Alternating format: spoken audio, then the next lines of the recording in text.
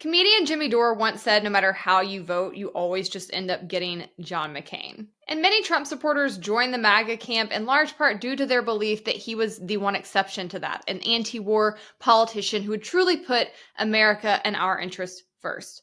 But yesterday, the mask slipped. Trump was joined by Israeli Prime Minister Benjamin Netanyahu while he made numerous public statements about his plan to ethnically cleanse and colonize Gaza.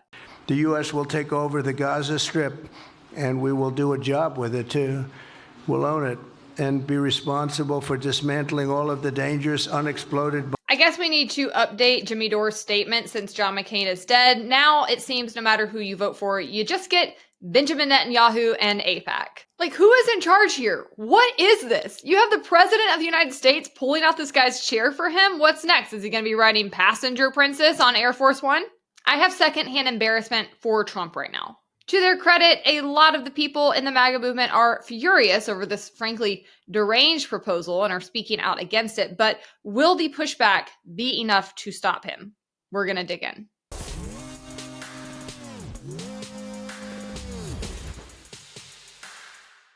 Hey guys, I'm Hannah Cox. Welcome to my channel where I bring you my politically homeless takes on politics and culture. If you enjoyed this show, don't forget to like the video and please subscribe to my channel while you're at it. I release shows every weekday at 7 p.m. So also hit that notification bell to get reminders. I have to play you a few of the press clippings from yesterday because they are extraordinary. You have an American president making statements to the press about his plan to force an entire people group from their home so that he can economically develop it, like it's some abandoned mall in the ghetto that just needs a little restoration and a few Instagram traps to bring people back to it. And he's doing this while the guy who bombed the place to smithereens stands there smiling like a creepy Cheshire cat overlord.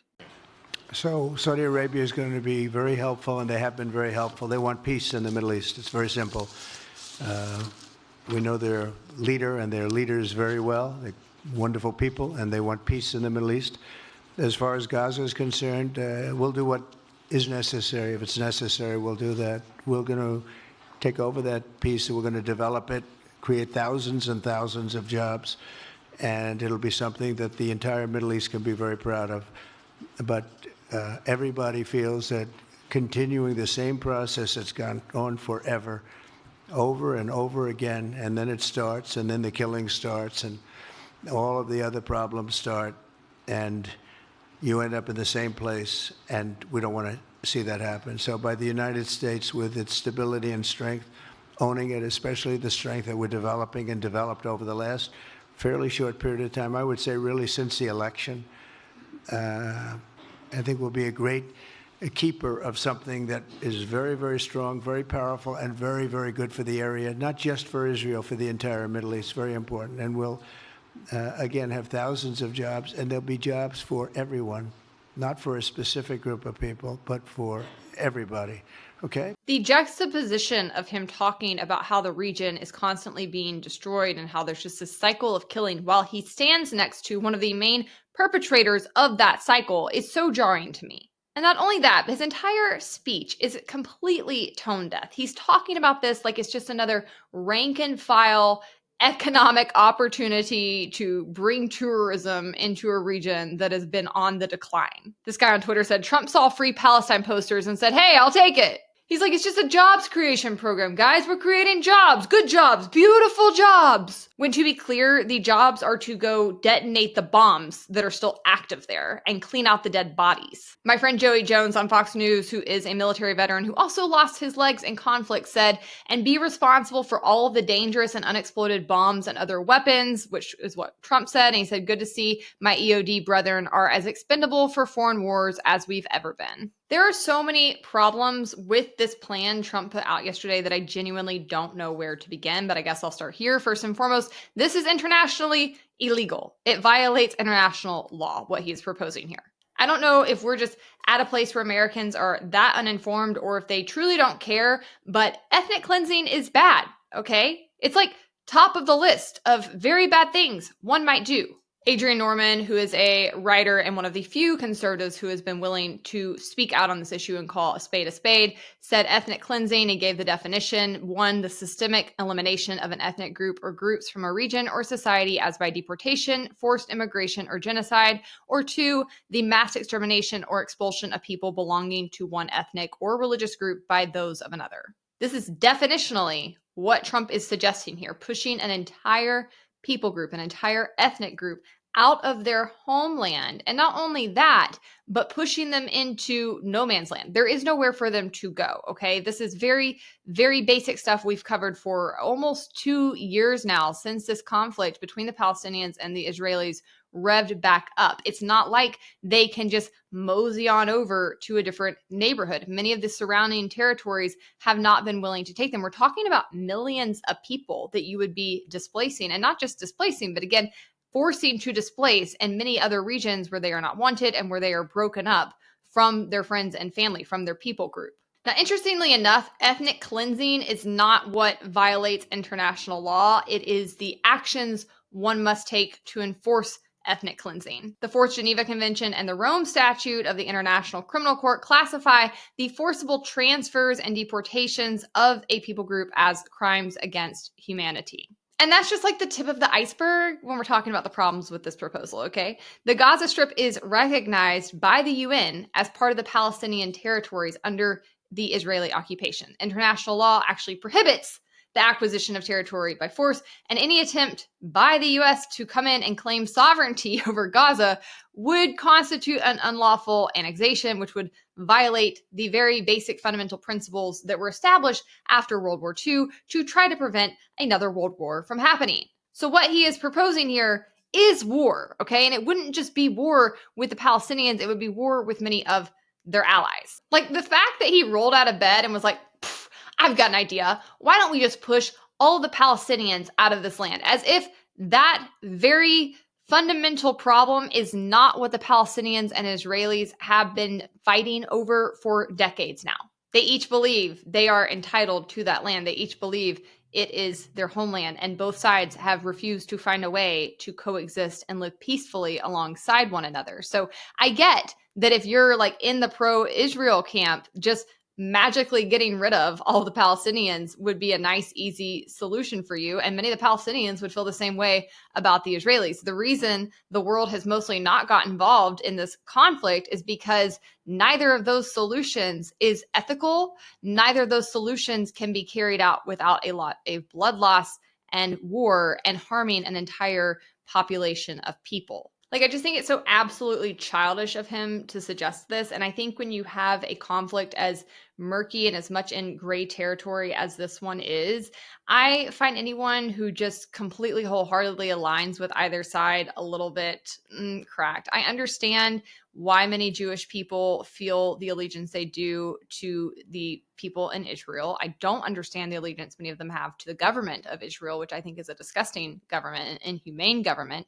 And I think similarly, I understand people who are very sympathetic to the plight of the Palestinians, but also I think those same people have to be honest about how the Palestinians have shot themselves in the foot for decades by supporting terrorists, by electing terrorists, and by refusing to get control of their own country and pull the political power away from those terrorists. So as a whole, this is a very fraught and complicated situation, which requires nuance, which requires a lot of intentionality, and that is not what we are getting from Trump right now. But I don't know. What do you guys think? Leave your thoughts in the comments. I really do enjoy reading them. I try to respond to as many as I can. And while you're there, make sure to like this video and also subscribe to my channel. Now, as Trump was making the media rounds with his little friend, Netanyahu, it was so weird. He was like this silent sidekick that just followed him around yesterday while he was making all of these absolutely unhinged comments to the media. He was just sitting there.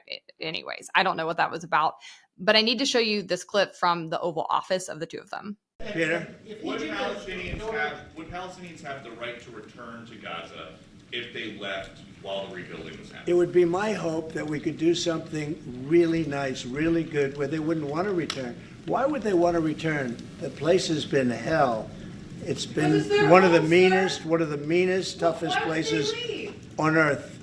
And right now, I've seen every picture from every angle, better than if I were there. and nobody can live there. You can't live there. And So if we Egypt can is build, already, if we can build them through massive amounts of money supplied by other people, very rich nations, and they're willing to supply it. If we can build something for them in one of the countries, and it could be Jordan, and it could be Egypt, it could be other countries, and you could build 4 or 5 or 6 areas. It doesn't have to be one area, but you take certain areas and you build really good quality housing, like a beautiful town, like someplace where they can live and not die.